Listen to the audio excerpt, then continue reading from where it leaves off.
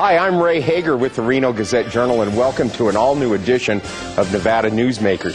Sam Shad has the day off today, but we're going to be talking about furniture and medicine and how they affect the future of Las Vegas and Nevada. There is a connection.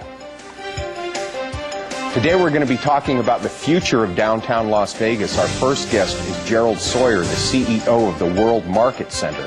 And our second guest is Dr. Stephen McFarlane, a University of Nevada speech pathologist and a former dean of the medical school.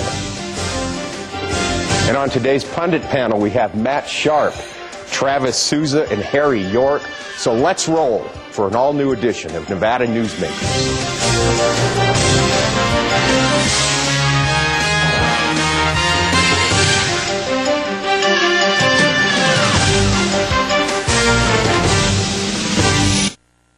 Nevada Newsmakers, brought to you in part by the Tahoe Reno Industrial Center, the world's largest industrial park, the resort at Red Hawk, and the Peppermill family of casinos.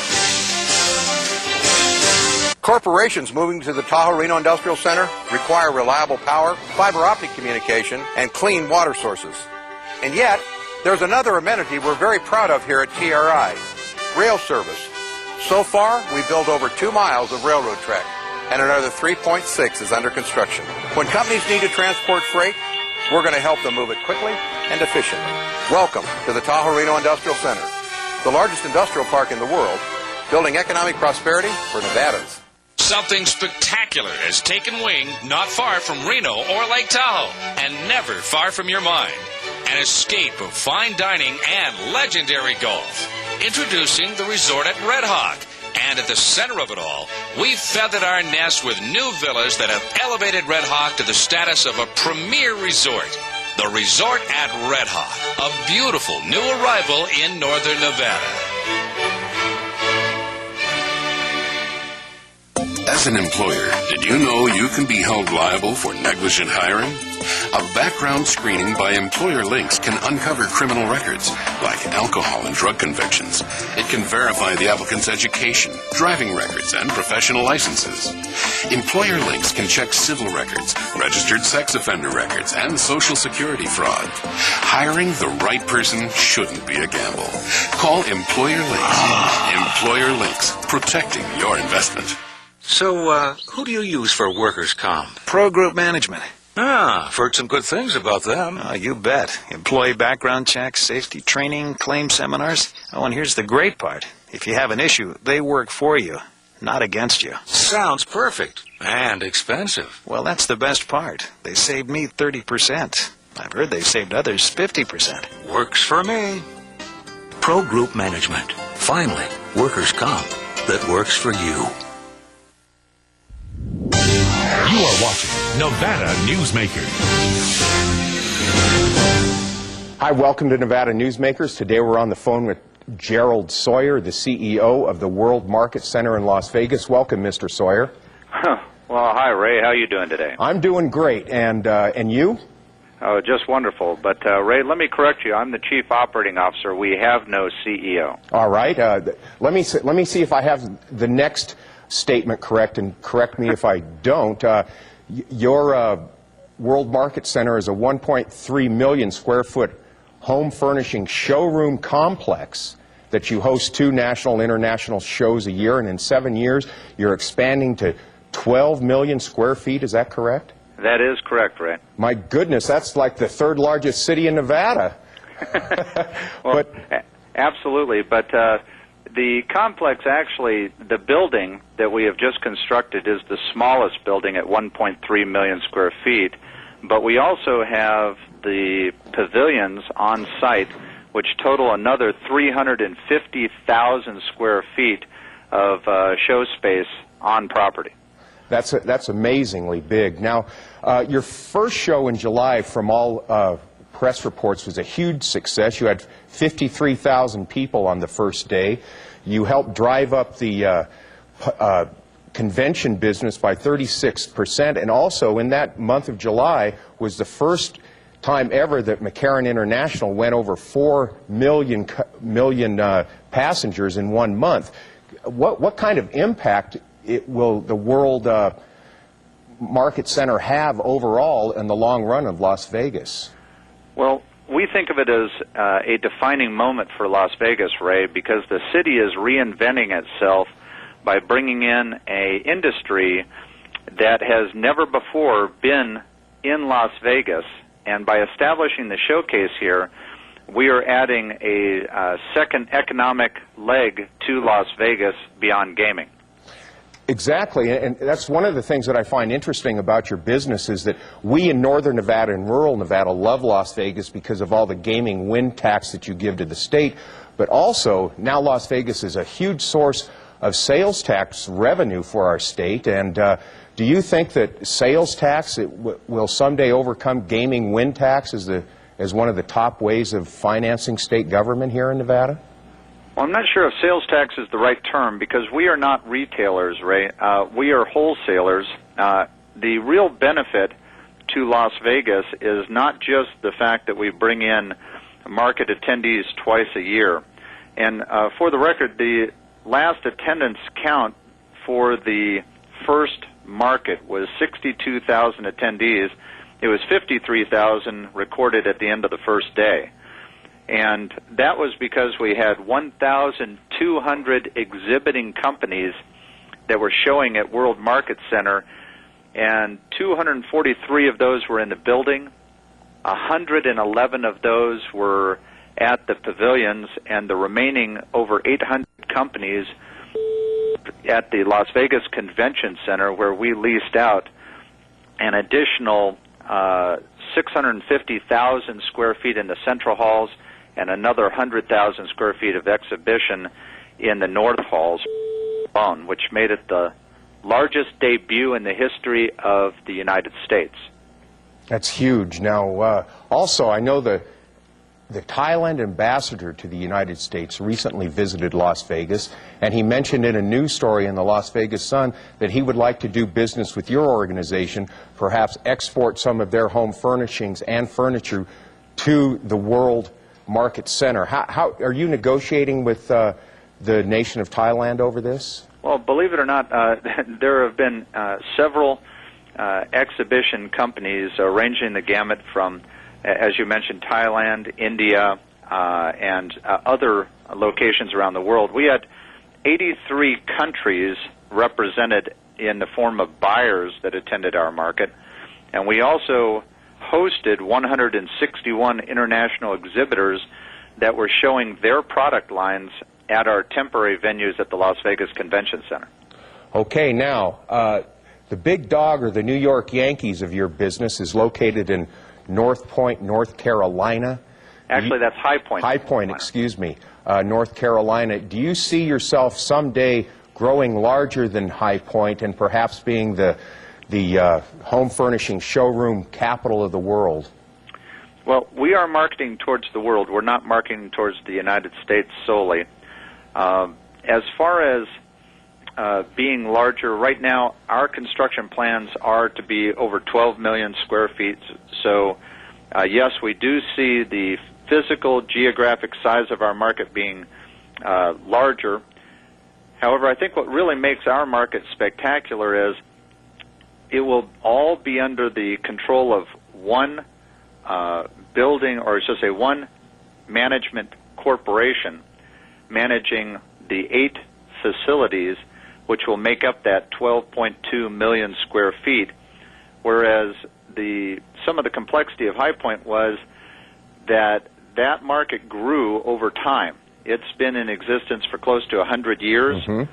It has 160 different facilities scattered over 20 miles, owned by 150 different owners.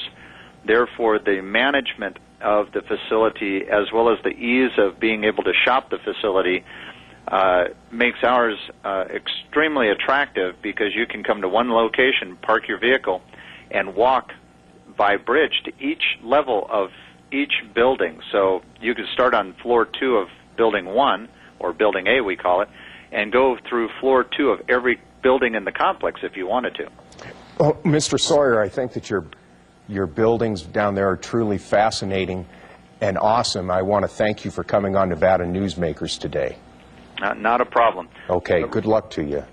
Okay, Ray. Also, Ray? Yes, sir. One last quick thing.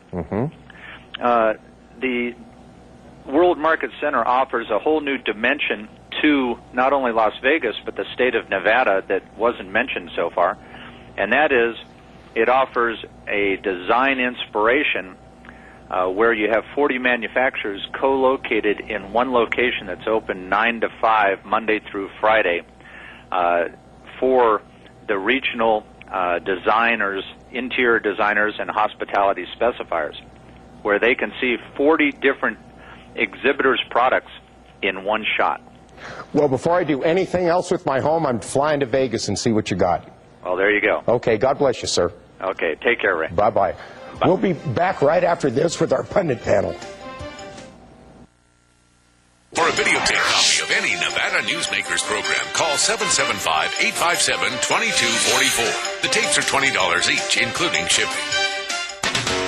Since its creation more than a decade ago, the Southern Nevada Water Authority has focused on 3 goals: preserving water quality, improving water conservation in Southern Nevada, and meeting the community's current and future water needs. Through thoughtful planning, responsible management, and collaboration, it's succeeding. As we move into the 21st century, the authority continues to embrace sustainable water development and efficient water use. That's our promise to Nevada.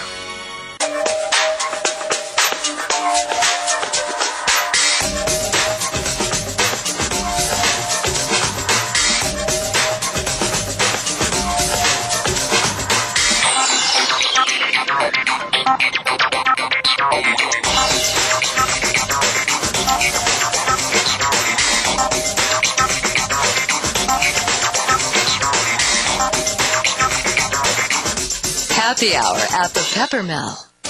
Island Inkjet is now open on South Meadows Parkway. Island Inkjet will refill your inkjet cartridges in just 1 hour. We have the ink to precisely match over 240 cartridges, saving you up to 60% on the cost of buying a new cartridge. Our work is 100% guaranteed, and contrary to what you may have heard, refills do not void any printer warranties. You don't throw out your car when it runs out of gas. Don't throw out your cartridges. Refill them at Island Inkjet on South Meadows Parkway by Smith's.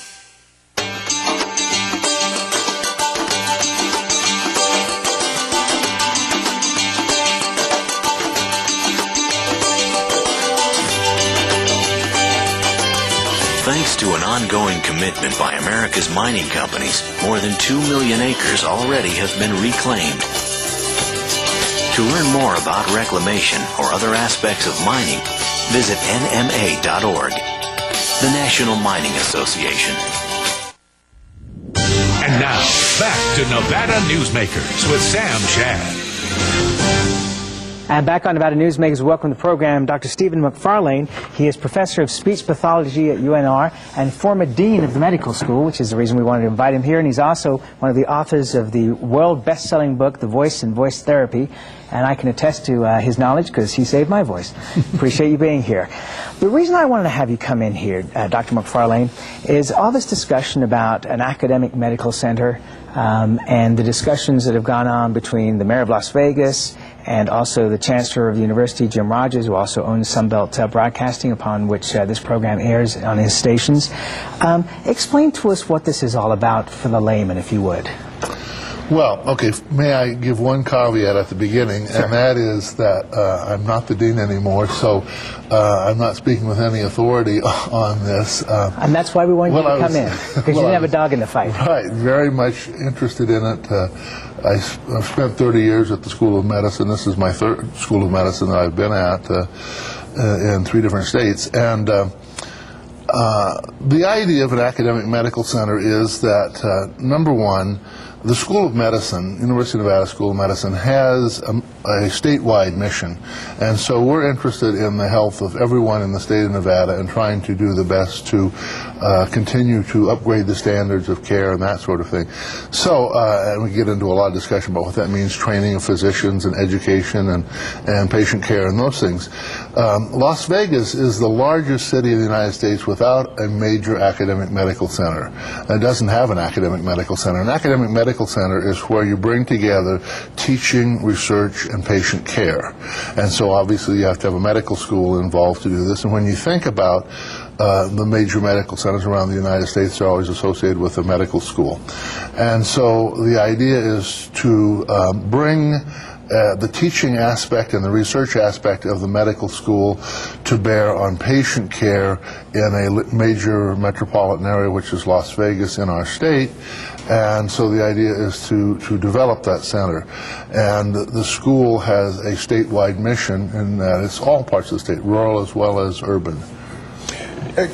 Do you think it's better about this academic medical center? Do you think it's better maybe to buy it or to grow it? Buy it by partnering with the University of Pittsburgh, or growing it by partnering with local doctors and having the thing grow slowly? Well, I think, and I've looked at both aspects of it while I was dean and working to develop that with the mayor and with the possible partners that we've looked at. I think there's advantages and disadvantages. I don't think it's all or none. Some of the advantages, obviously, if you partner with an established program, medical school, and research base, you have the advantage of bringing that expertise into the area. Mm-hmm. And that helps you attract more people and quality people over time. And so there's an advantage to a rather quick ramping up, if you will.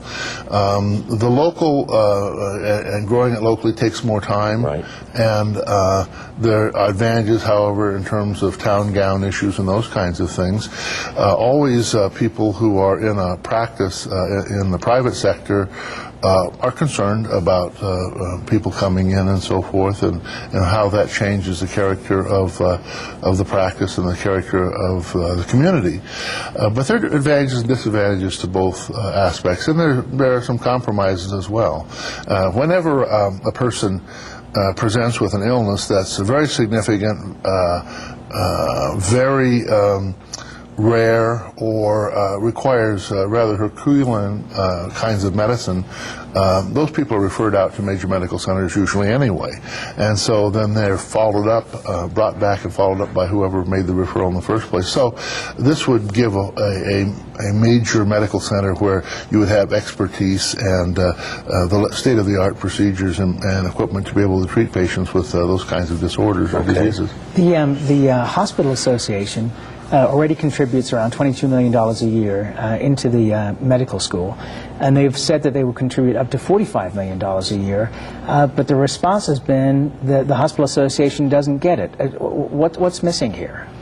Well, I don't know that I can really speak to that with any great amount of authority because there have been some really recent developments that I've not been involved with, and you probably ought to speak with Dr. John McDonald. I don't know if you have yet or not. I know we'd like He's to have the new program. Dean of the Medical School. I say new, he's been here over a year. It was a year, July 15th, I think, that he has been here. He was my replacement. I was very glad to see him.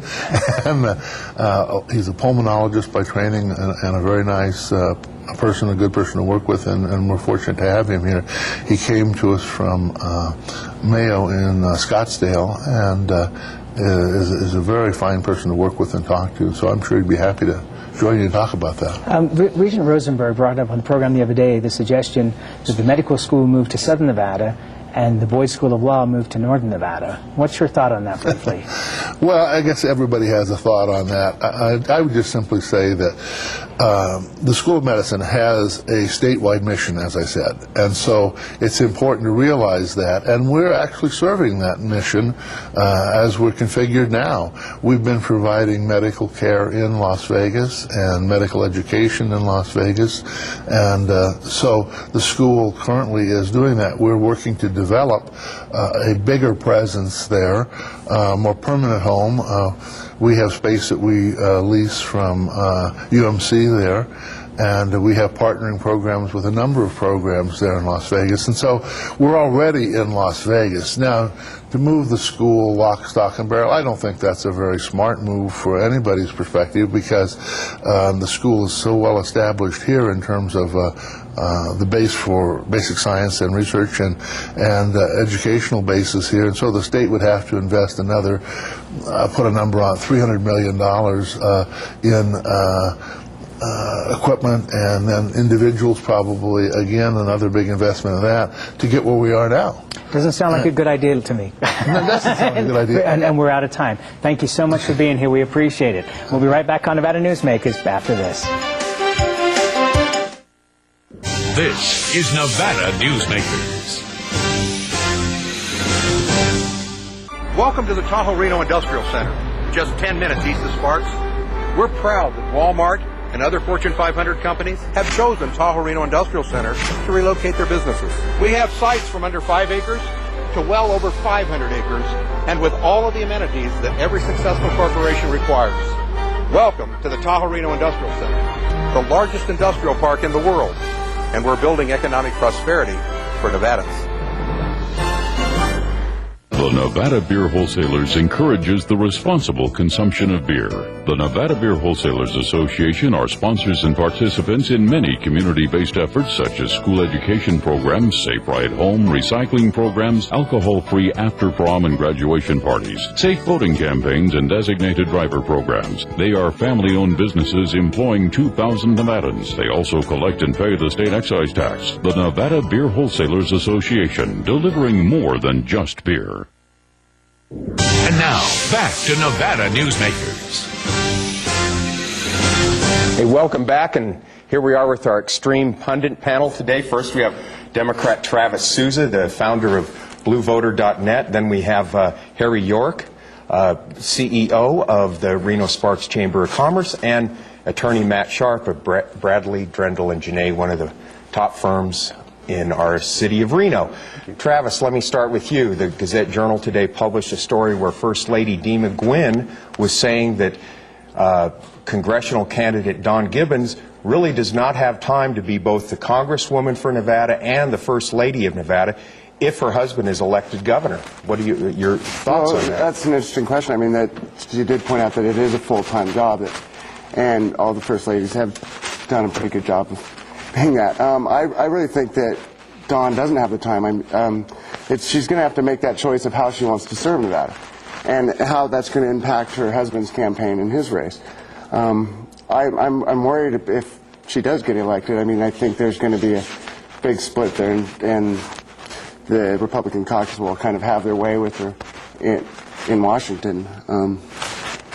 Okay. Harry, can she do both jobs? She's a very capable woman. Dawn can probably do whatever she would like to do. I mean, she has a lot of energy. She's a very bright lady, but I would question whether she's going to have time to do both. I mean, it really splits herself. And I think it's more than, the First Lady job is more than just a weekend job. All right. Matt, do you think these comments by the First Lady escalates the Gwynn versus Gibbons type of rivalry? Well, I think in all due respect first to the First Lady, I think Dawn Gibbons has a choice, and I think she can handle that choice, and she should be allowed to run and present her campaign. And secondly, we still have a gubernatorial race, and last time I checked, Jim Gibbons is not governor. So I think we're all this is all, in my opinion, premature. Right, okay. Let's move on to talking about the governor's race. Of course, last week we had a bombshell dropped on us where Speaker of the Assembly Richard Perkins decided not to run after he was ramping up for this race for years and years. Harry? Well, I think you could almost see it at the end of not this session, of the last session, during the gross receipts effort, where he got beat up pretty bad. He had one constituency that he was working an issue, and then it came to the end, and that issue didn't carry. And then I think it carried into this last session where he tried to build a new base, but I don't think he carried that off. You could just start to see his support erode over this last session. Okay, Travis, now the gubernatorial primary for Democrats is a two-person race. Henderson Mayor Jim Gibson, right, and Senate Minority Leader Dina Titus, who's the front runner now. Well, that's a tough one to say. I mean, I would think that Dina would kind of have a little bit of the edge because she's been in the race and she's been working it quite a bit. But there's a lot of people in the party, I think, that are just not ready to sign on with Dina, and they're taking a strong look at Gibson. Okay. And so it'll be an interesting race. But now that it is a two-person race, that'll allow them to really get down to brass tacks, so to speak, and not kind of have to watch their flanks as much. Okay. Now, Matt, many of the candidates are saying that the real battleground here would be northern Nevada and the rural counties. How do you think these two Democrats, Gibson and Titus, play to northern Nevada and the rural counties? Well, I think Senator Titus is going to have problems up in the north, given her past history, although, you know, with the influx of our population, maybe Senator Titus will be able to get a base here, but I think that would favor Mayor Gibson in a Democratic race if he was able to gather the north. Okay, Harry, can either one of these candidates beat Jim Gibbons? Yes. Can you expand on that? I think that when it gets down to the final election, if that's who it is, that they will appear different. I think Jim sometimes says some wrong things that rub a lot of people wrong, and you got to go, wow, why did he say that? And I think that there will be a lot of mainstream people that won't agree with his beliefs and some of the things that he says, away from issues. I mean, there'll be a good discussion on issues, because clearly he will have different positions than either one of the two Democratic candidates on the issues. But I think it'll come down to, you know, Jim maybe saying the wrong thing again that he's done 2 or 3 times already. Well, he's alienated everybody who wears Birkenstocks. So, Travis, real quick, how do you look at this race? Can Gibbons be beat? I know you're going to say yes. Well, I'd love to see it happen. I think it can be done. I think that the Democrats just have to play it smart out in the rurals. I mean, they have to at least make inroads out in the rurals too. But that's Gibbons' territory, rural Nevada. Well, I know, but you can't just write it off. You have to get out there and play and be competitive. Okay, and I know that Senator Titus is doing that. That's all we have time for right now. We'll be right back after these important messages. Nevada Newsmakers, brought to you in part by the Tahoe Reno Industrial Center, the world's largest industrial park, the resort at Red Hawk, and the Peppermill family of casinos. South Reno's hotspot for food, fun, and friends is the Tamarack Junction. Enjoy great food 24 hours a day in the Dining Car Restaurant. For a quick bite and the best sandwiches in town, it's the Whistle Stop Deli. And for the best appetizers and menu selections and a large variety of cocktails, beers, and martinis, it's Sully's Sports Bar, Grill, and Nightclub. The Tamarack Junction is your junction for fun. South Virginia and Monty Ranch Parkway. Island Inkjet is now open on South Meadows Parkway. Island Inkjet will refill your inkjet cartridges in just 1 hour. We have the ink to precisely match over 240 cartridges, saving you up to 60% on the cost of buying a new cartridge. Our work is 100% guaranteed, and contrary to what you may have heard, refills do not void any printer warranties. You don't throw out your car when it runs out of gas. Don't throw out your cartridges. Refill them at Island Inkjet on South Meadows Parkway by Smith's. Thanks for watching today. Don't miss tomorrow's show. We're going to have Assembly Speaker Richard Perkins on and find out why he's dropped out of the gubernatorial race. Again, thanks for watching.